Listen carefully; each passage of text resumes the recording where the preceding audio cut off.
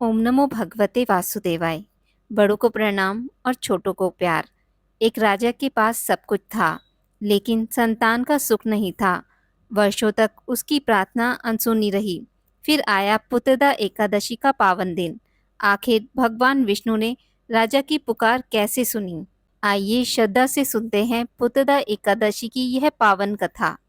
श्री युधिष्ठिर कहने लगे, हे भगवान, श्रावण शुक्ल एकादशी का क्या नाम है? व्रत करने की विधि तथा इसका महात्म्य कृपया कर कर कहिए। मधुसूदन कहने लगे, इस एकादशी का नाम पुत्रदा है। अब आप शांति पूर्वक इसकी कथा सुनिए। इसके सुनने मात्र से वाजपेयी यज्ञ का फल मिलता है। द्वापर युग के आरंभ में महिष्मती नाम की एक नगरी थी, जिसमें महीजीत नाम का राजा राज्य करता था। लेकिन पुत्रहीन होने के कारण राजा को राज्य सुखदायक नहीं लगता था। उसका मानना था कि जिसके संतान न हो उसके लिए ये लोक और परलोक दोनों ही दुखदायक होते हैं। पुत्र सुख की प्राप्ति के लिए राजा ने अनेक उपाय किए, परंतु राजा को पुत्र की प्राप्ति नहीं हुई। वृद्धावस्था आती देखकर राजा ने प्रजा के प्रतिनिधियों को बुलाया और कहा, हे प्रजाजनों, मेरे खजाने में अन्याय से उपार्जन किया हुआ धन नहीं है। ना मैंने कभी देवताओं तथा ब्राह्मणों का धन छीना है। किसी दूसरे की धरोहर भी मैंने नहीं ली। प्रजा को पुत्र के समान पालता रहा। मैं अपराधियों को पुत्र तथा बांधों की तरह दंड देता रहा। कभी किसी से घृणा नहीं की, सबको समान माना है। सज्जनों की सदा पूजा करता हूँ। इस प्रकार धर्मयुक्त राज्य करते हुए भी मेरे पुत्र नहीं है, सो मैं अत्यंत दुख पा रहा हूँ। इसका क्या कारण है? राजा महीजीत की इस बात को विचारने के लिए मंत्री तथा प्रजा के प्रतिनिधि वन को गए। वहां बड़े बड़े ऋषि मुनियों के दर्शन किए। राजा की उत्तम कामना की पूर्ति के लिए किसी श्रेष्ठ तपस्वी मुनि को देखते फिरते रहे।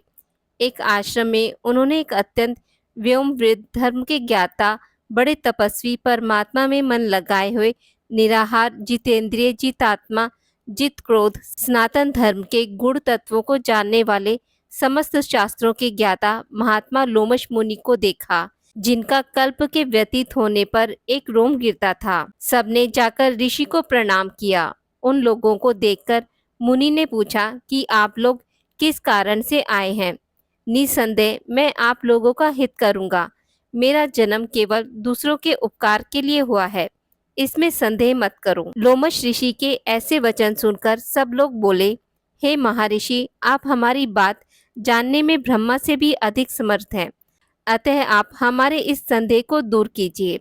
महिष्मतीपुरी का धर्मात्मा राजा महीजित प्रजा का पुत्र के समान पालन करता है, फिर भी वह पुत्रहीन होने के कारण दुखी है।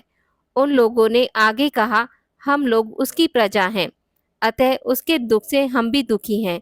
आपके दर्शन से हमें पूर्ण विश्वास है कि हमारा यह संकट अवश्य दूर हो जाएगा, क्योंकि महान पुरुषों के दर्शन मात्र से अनेक कष्ट दूर हो जाते हैं।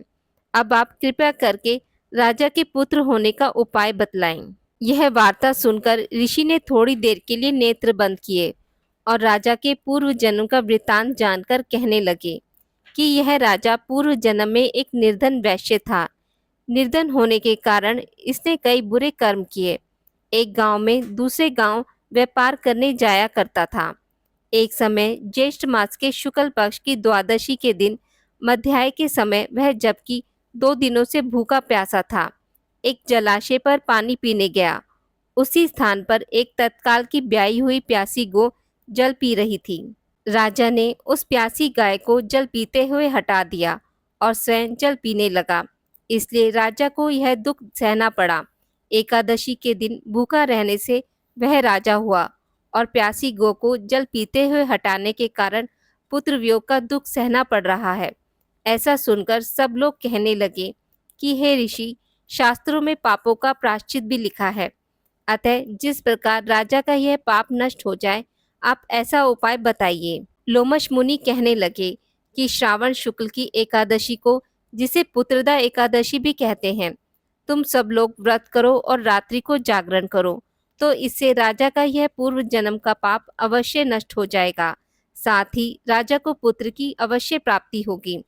लोमश ऋषि के ऐसे वचन सुनकर मंत्रियों सहित सारी प्रजा नगर को वापस लौट आई और जब श्रावण शुक्ल एकादशी आई तो ऋषि की आज्ञा अनुसार सबने पुत्रदा एकादशी का व्रत और जागरण किया। इसके पश्चात द्वादशी के दिन इसके पुण्य का फल राजा को दे दिया गया। उस पुण्य के प्रभाव से रानी ने गर्भ धारण किया और प्रसव काल समाप्त होने पर उसके एक बड़ा तेजस्वी पुत्र उत्पन्न हुआ। इसलिए हे राजन, इस श्रावण शुक्ल एकादशी का नाम पुत्रदा पड़ा। अतः संतान सुख की इच्छा हासिल करने वाले इस व्रत को अवश्य करें। इसके महात्म्य को सुनने से मनुष्य सब पापों से मुक्त हो जाता है और इस लोक में संतान सुख भोगकर परलोक में स्वर्ग को प्राप्त होता है। तो प्रेम से बोलिए श्री हरि विष्णु भगवान की जय। चलिए अब सुनते हैं ग्यारस माता की कथा। एक बार एक राज्य में एक राजा राज करता था। राजा बहुत ही बुद्धिमान और बलशाली था। राजा सदैव अपनी प्रजा का बहुत अच्छे से ध्यान रखता था। प्रजा भी अपने राजा को बहुत पसंद करती थी। राजा की दो बेटियां थीं। राजा अपनी दोनों बेटियों से बहुत प्रेम करता था। राजा की छोटी बेटी देखने में बहुत सुंदर और आकर्षक थी और राजा की बड़ी बेटी छोटी बेटी के मुकाबले थोड़ा कम सुंदर थी। राजा की छोटी बेटी ग्यारस माता की पूजा किया करती थी और सभी लोग राजा की छोटी बेटी से बहुत प्रेम करते थे और बहुत प्रशंसा किया करते थे। राजा भी अपनी छोटी बेटी को बड़ी बेटी से अधिक प्रेम करता था, जिस कारण राजा की बड़ी बेटी को अपनी छोटी बहन से नफरत होने लगी थी। राजा की दोनों बेटियां जब बड़ी हो गई तब एक पड़ोस राज्य में रहने वाला राजकुमार राजा की बड़ी बेटी के लिए रिश्ता लेकर आया। लेकिन जैसे ही उस राजकुमार की नज़र राजा की छोटी बेटी पर पड़ी तो वह राजकुमार राजा की छोटी बेटी पर आकर्षित हो गया और उससे पहली नज़र में प्रेम कर बैठा। उस राजकुमार ने राजा की बड़ी बेटी के साथ विवाह करने से मना कर दिया और उसने राजा से कहा कि मैं आपकी छोटी बेटी से विवाह करना चाहता हूँ। जिसके बाद राजा की बड़ी बेटी यह देखकर अपनी छोटी बहन से बहुत क्रोधित हो गई और राजा की बड़ी बेटी ने अपनी छोटी बहन को अपना सबसे बड़ा दुश्मन मान लिया। राजा की बड़ी बेटी ने अपनी छोटी बहन से बदला लेने का निर्णय लिया, जिसके लिए उसने अपनी छोटी बहन को जान से मारने का निश्चय किया। राजा की बड़ी बेटी ने छोटी बहन को मारने के लिए सबसे पहले एक लड्डू में जहर मिलाकर अपनी छोटी बहन को दे दिया और उस लड्डू को खाने के लिए कहा। लेकिन लड्डू खाने के बाद भी छोटी बहन को कुछ नहीं हुआ। बड़ी बहन यह देखकर बहुत आश्चर्यचकित हो गई, लेकिन बड़ी बहन ने हार नहीं मानी और उसने जब रात में छोटी बहन अपने कमरे में सो रही थी तब एक मटके में सांप रखकर उसे कमरे में छोड़ दिया। लेकिन सांप भी छोटी बहन का कुछ नहीं कर पाया। जिसके बाद बड़ी बहन ने अपनी छोटी बहन से कहा कि चलो हम लोग कुएं में से पानी भरकर लाते हैं। जिसके लिए वह अपनी छोटी बहन को पानी भरने के बहाने कुएं के पास ले गई और उसने अपनी छोटी बहन को कुएं में धक्का दे दिया। लेकिन छोटी बहन को तब भी कुछ नहीं हुआ, क्योंकि हर बार ग्यारस माता उसकी रक्षा कर रही थी। उधर बड़ी बहन अपने सारे प्रयासों के बाद असफल हो रही थी, जिससे वह बहुत क्रोधित होती जा रही थी। फिर उसने अपनी छोटी बहन के पास जाकर उससे खुद ही पूछा कि मेरी छोटी बहन, तुमको पता है भगवान ने सबकी मृत्यु एक निश्चित समय पर लिखी हुई है और कैसे तुम्हारी मृत्यु होगी, क्या तुम यह जानती हो? तब छोटी बहन ने अपनी बड़ी बहन को बताया कि हाँ, मैं तो जानती हूँ कि मेरी मृत्यु कैसे होगी। छोटी बहन से यह सुनकर बड़ी बहन मन ही मन बहुत प्रसन्न होने लगी। उसने अपनी छोटी बहन से कहा कि क्या तुम मुझे अपनी मृत्यु का राज बताओगी? छोटी बहन ने अपनी बड़ी बहन से कहा कि मेरी मृत्यु तो एक तोते में है। जो तोते के गले में एक हार है, उससे मेरी मृत्यु होगी। जब तक कोई भी व्यक्ति तोते को मारकर वह हार अपने गले में पहनेगा तो मैं मूर्छित हो जाऊंगी और जैसे ही उस हार को अपने गले से उतारेगा तो मैं वापस से जीवित हो जाऊंगी। अपनी छोटी बहन की मृत्यु का राज जानकर बड़ी बहन बहुत ही खुश हो गई और उसने अपनी छोटी बहन को मारने के लिए उसके पालतू तोते को ढूंढना शुरू कर दिया और छोटी बहन को इस बात का आभास हो गया था कि कोई उसकी जान लेना चाहता है, जिसके लिए वह अपने पिताजी के पास गई और उसने अपने पिताजी से कहा कि पिताजी, मेरी मृत्यु के बाद आप मुझे जलाइएगा मत, बल्कि आप मुझे अपनी पुरानी वाली हवेली में एक पलंग में लिटाकर छोड़ दीजिएगा। अपनी छोटी लड़की की यह बात सुनकर राजा बहुत आश्चर्यचकित हो गए। राजा ने अपनी छोटी बेटी से पूछा, बेटी, तुम यह क्या कह रही हो? तब राजा की छोटी बेटी ने बताया, पिताजी, समय किसी के लिए नहीं रुका है। कब क्या हो जाए किसी को कुछ पता नहीं है। और फिर राजा ने अपनी छोटी बेटी से कहा कि तुम ऐसी बातें क्यों कर रही हो? 2-3 दिन में तो तुम्हारा विवाह है। लेकिन छोटी बेटी ने अपने पिताजी को ऐसा करने पर मजबूर कर दिया और उनसे वचन ले लिया। राजा ने भी अपनी छोटी बेटी की बात स्वीकार कर ली और 2-3 दिनों के बाद जब शादी का समय आया, तब राजकुमार बारात लेकर राजा के घर आया और राजकुमार और राजा की छोटी बेटी का विवाह शुरू हो गया। जैसे ही राजा की छोटी बेटी राजकुमार के साथ फेरे लेना शुरू करती है, तो उसकी बड़ी बहन अपनी छोटी बहन के कमरे में जाकर उसके तोते को पकड़ लेती है और उसको जान से मार देती है। तोते के गले में जो हार था, उसको अपने गले में धारण कर लेती है। जैसे ही बड़ी बहन उस हार को अपने गले में धारण करती है, तो उधर छोटी बहन 3.5 ही फेरे ले पाती है और वहीं पर बेहोश होकर गिर जाती है। जिसके बाद राजा ने बड़े बड़े दर्द हकीमों को बुलवाया और अपनी छोटी बेटी का इलाज करने के लिए कहा। राजा की बात सुनकर जब वैद्य ने छोटी बेटी की जांच शुरू की, तो उसने बताया कि आपकी छोटी बेटी ना तो जीवित है और ना ही मरी हुई है। ऐसा मैं पहली बार होते देख रहा हूँ। राजा ने वैद्य और हकीम को यह बात बाहर बताने से मना कर दिया और उनको कहा कि अगर तुमने यह बात किसी को बाहर बताई तो हम तुम्हें फांसी दे देंगे। राजा ने अपनी छोटी बेटी को पुराने महल में जाकर एक पलंग में लिटा दिया और वहां पर कुछ सैनिक तैनात कर दिए। वापस अपने महल पर आ गया। राजा की बड़ी बेटी अपने पिताजी के पास आई और कहने लगी कि पिताजी, अगर यह शादी संपन्न नहीं हुई तो आपकी इज्जत का क्या होगा? आप कहें तो मैं आपकी इज्जत बचाने के लिए राजकुमार से शादी करने के लिए तैयार हूँ।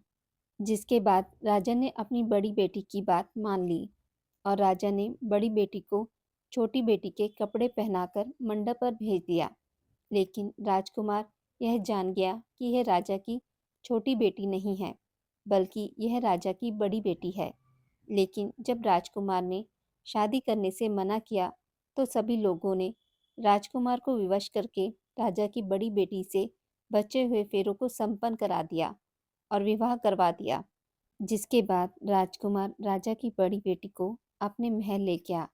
राजकुमार राजा की बड़ी बेटी से ना तो बात करता था, ना ही उसको पसंद करता था और ना ही उसके आसपास भटकता था। और राजकुमार ने यह फैसला लिया था कि वह अपनी प्रेमिका को ढूंढकर रहेगा और यह जानकर रहेगा कि उसके साथ हुआ क्या है। एक दिन राजकुमार अपने घोड़े पर सवार होकर राजा के पुराने महल के पास पहुंच गया, जहां पर उसने कुछ सैनिकों को देखा। महल के पास पहुंचकर राजकुमार ने जब महल को ध्यान से देखा, तो वह समझ गया कि यह तो हमारे ससुर जी का महल है। तब राजकुमार ने सैनिकों से पूछा, तुम लोग यहाँ क्या कर रहे हो और इस महल के अंदर उस पलंग में कौन लेटा है? जिसके बाद सैनिकों ने बताया कि यहाँ पर राजा की छोटी बेटी लेटी है। यह सुनकर राजकुमार बहुत प्रसन्न हो गया और वह तुरंत अपनी प्रेमिका के पास पहुंच गया और उसकी सेवा करने लगा। जैसे ही रात हुई, तो राजा की छोटी बेटी उठ खड़ी हुई। राजकुमार यह देखकर बहुत खुश हो गया और उसने अपनी प्रेमिका से पूछा कि तुम यहाँ क्या कर रही हो? तुम मेरे साथ मेरे घर चलो। राजा की छोटी बेटी ने राजकुमार को सारी बातें बता दी कि मेरी जान एक तोते में बसी थी और मैंने यह बात सिर्फ अपनी बड़ी बहन को बताई थी और मुझे पता है कि उसने ही मुझे मारने का प्रयास किया है। उसके पास एक हार है जिसको वह सुबह पहन लेती है और रात को उतार देती है। जब तक वह हार को पहने रहती है, तब तक मैं मूर्छित रहती हूँ और जैसे ही वह हार को उतार देती है, तो मैं जीवित हो जाती हूँ। और जब तक मेरी बड़ी बहन के पास वह हार है, तब तक मैं ऐसे ही जीवित और मूर्छित होती रहूंगी। अगर मेरी बड़ी बहन के पास जो हार है वह मेरे हाथ लग जाए तो मैं हमेशा के लिए जीवित हो जाऊंगी। राजकुमार ने यह बात सुनकर राजा की छोटी बेटी के पास रहने का निर्णय ले लिया और उसने अपने बचे हुए सारे फेरे उस पलंग में लेटी राजा की छोटी बेटी के साथ ले लिए और अपना विवाह पूर्ण कर लिया और वहीं पर रहने लगा। देखते ही देखते कुछ समय में राजा की छोटी बेटी और राजकुमार की पत्नी पेट से हो गई। एक दिन राजकुमार को किसी काम से बाहर जाना पड़ा। तब छोटी बेटी के पेट में बहुत तेज से दर्द होने लगा, जिसके बाद उसने ग्यारस माता का आवाहन किया। जिसके बाद वहां पर ग्यारस माता प्रकट हुई और उन्होंने अपनी भक्त के दर्द को दूर किया और एक पुत्र की प्राप्ति भी करवाई। और वहीं पर अचानक से राजकुमार भी आ गया। राजकुमार ने ग्यारस माता को देखा तो वह आश्चर्यचकित हो गया और उसने तुरंत माता को प्रणाम किया। ग्यारस माता ने राजकुमार से कहा कि जब तुम्हारा पुत्र 5 वर्ष का हो जाए तो तुम अपनी पत्नी का हार लाकर इसके गले में डाल देना। और देखते ही देखते राजकुमार और राजा की छोटी बेटी का पुत्र 5 वर्ष का हो जाता है। तो राजकुमार अपने बेटे से कहता है कि बेटा, मैं कुछ काम से बाहर जा रहा हूँ, तुम अपनी माता का ध्यान रखना। और वहां से चला जाता है। राजा को बाहर निकलता देख बड़ी बहन के सैनिक देख लेते हैं और बड़ी बहन को जाकर सारी बातें बता देते हैं। जिसके बाद बड़ी बहन अपनी छोटी बहन के पुत्र को वहां से उठवा लेती है और उसको मरवा देती है। छोटी बेटी के पुत्र के 2 टुकड़े करवा देती है। पहला टुकड़ा चक्की के पास छुपा देती है और दूसरा टुकड़ा अपनी पलंग के नीचे रख लेती है। अब ग्यारस माता भिखारी का रूप लेकर आती हैं। एक भिखारी का रूप रखकर बड़ी बहन के पास चली जाती हैं। जिसके बाद वहां पर भिक्षा मांगने लगती हैं। बड़ी बहन अपने नौकरों से कहती है कि जाकर भिक्षा दे दो। लेकिन जैसे ही नौकर ग्यारस माता को भिक्षा देने के लिए आते हैं तो माता उन्हें मना कर देती है और कहती हैं कि मैं तो तुम्हारी महारानी से ही भिक्षा लूंगी। जिसके बाद बड़ी बहन स्वयं ही भिक्षा देने के लिए माता के पास आती है। तब माता एक बिल्ली का रूप लेकर उसके कमरे में चली जाती हैं और वहां पर छोटी बेटी के पुत्र के 2 टुकड़ों को आपस में जोड़ देती हैं और उसे जीवित कर देती हैं और उसे वहां से लेकर चली जाती हैं। राजकुमार अपने बेटे को लेकर अपनी पत्नी के पास जाता है और उसे कहता है कि तुम इसका ध्यान रखना। अगर तुम इस बच्चे का अच्छे से ध्यान रखोगी तो मैं तुमसे बात करूंगा। एक दिन राजकुमार अपने बेटे से कहता है कि तुम जाकर माँ से उसके गले का हार मांग लो। जिसके बाद राजकुमार का लड़का अपनी माँ के पास जाता है और कहता है कि माँ, मुझे तुम्हारा यह हार चाहिए जो तुमने गले में पहन रखा है। यह सुनकर पहले तो बड़ी बहन बहुत क्रोधित होती है, पर उसको यह याद आता है कि राजकुमार ने कहा था कि अगर मैं इस बच्चे का ध्यान अच्छे से रखूंगी तो वह मुझसे बात करेंगे। जिसके कारण वह हार को उस बच्चे को दे देती है और वह तुरंत हार को ले जाकर अपने पिताजी को दे देता है।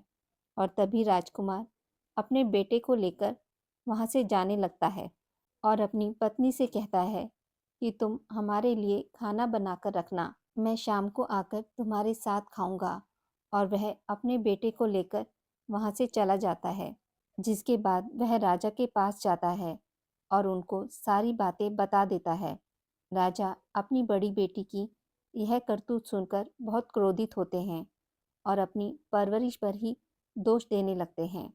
राजकुमार को अपनी छोटी बेटी के साथ रहने के लिए आदेश देते हैं। हे ग्यारस माता, आपने जैसी कृपा राजा की छोटी बेटी पे की वैसी सब पर करना। कहानी कहने वाले, कहानी सुनने वाले और हुंकारा भरने वाले पर भी करना। बोलिए ग्यारस माता की जय।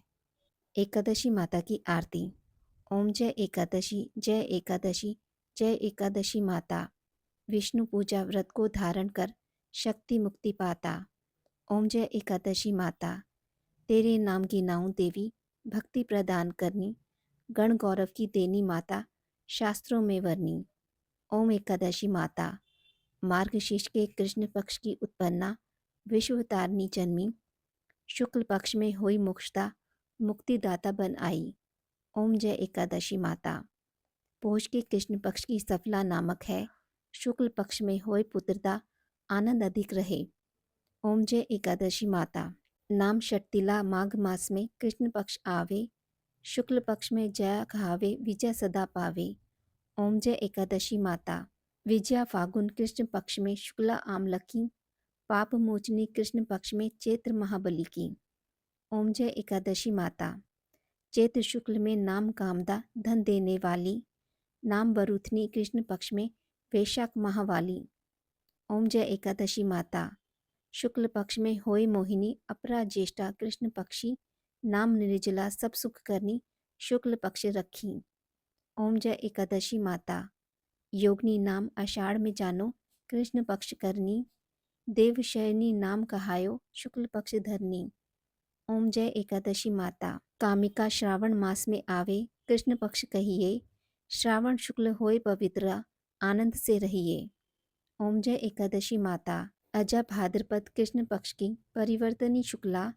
इंद्रा अश्विनी कृष्ण पक्ष में व्रत से भवसागर निकला। ओम जय एकादशी माता। पाप कुंश है शुक्ल पक्ष में आप हर नरहारी। रमा मास कार्तिक में आवे, सुखदायक भारी। ओम जय एकादशी माता। देवोत्थनी शुक्ल पक्ष की दुख नाशक मैया। पावन मास में करो विनती, पार करो नैया। ओम जय एकादशी माता। परमा कृष्ण पक्ष में होती, जन मंगल करनी। शुक्ल मास में होए पद्मिनी, दुख दरित हरनी। ओम जय एकादशी माता। जो कोई आरती एकादशी की भक्ति सहित गावे, जन गुरु दीता स्वर्ग का वासा, निश्चय वह पावे। ओम जय एकादशी माता। आज की इस वीडियो में बस इतना ही। मित्रों, अगर आपको मेरी वीडियोस पसंद आती हैं तो उसे लाइक और शेयर ज़रूर करें और पूजा पाठ से जुड़ी जानकारी के लिए मेरे चैनल को सब्सक्राइब करना ना भूलें। धन्यवाद।